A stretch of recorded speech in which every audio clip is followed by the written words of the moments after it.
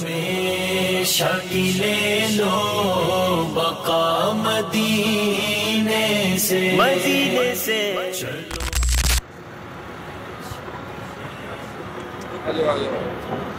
اس وقت ہمارا گروپ مسجد قبلہ تین کی زیارت کرنے کے لیے، یہ دیکھیں ہمارا گروپ جو ہے نا باگڑیاں کھولنا سے، چوڑا سے اور حافظ سے آیا ہے، تو یہ نا مسجد قبلہ تین کی زیارت کے لیے آ رہا ہے۔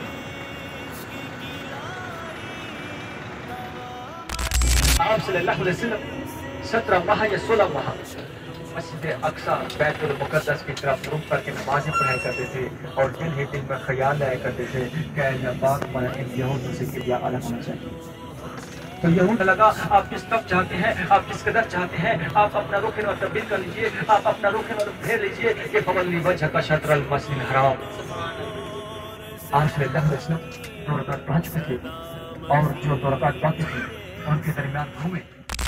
سنو تو غور سے آئی صدا مدینے سے، قری ہے رحمت و فضل خدا مدینے سے، قری ہے رحمت و فضل خدا مدینے سے، چلو ہمیشہ کی لے لو بقا مدینے سے، چلو ہمیشہ کی لے لو بقا مدینے سے، بتا دے کوئی کسی اور سے بھی کچھ پایا، بتا دے کوئی کسی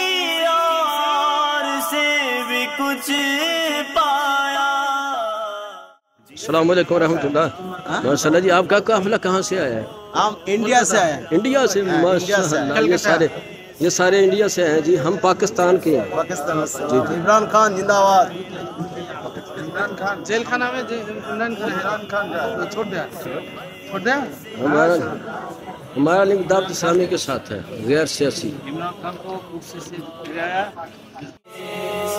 بتا دے کوئی کسی اور سے بھی کچھ پایا، بتا دے کوئی کسی اور سے بھی کچھ پایا، جسے ملا جو ملا وہ ملا مدینے سے، جسے ملا جو ملا وہ ملا مدینے سے، چلو ہمیشہ کی لے لو بقا مدینے سے، چلو ہمیشہ کی لے لو بقا مدینے سے، وہ آیا خلد میں جو آ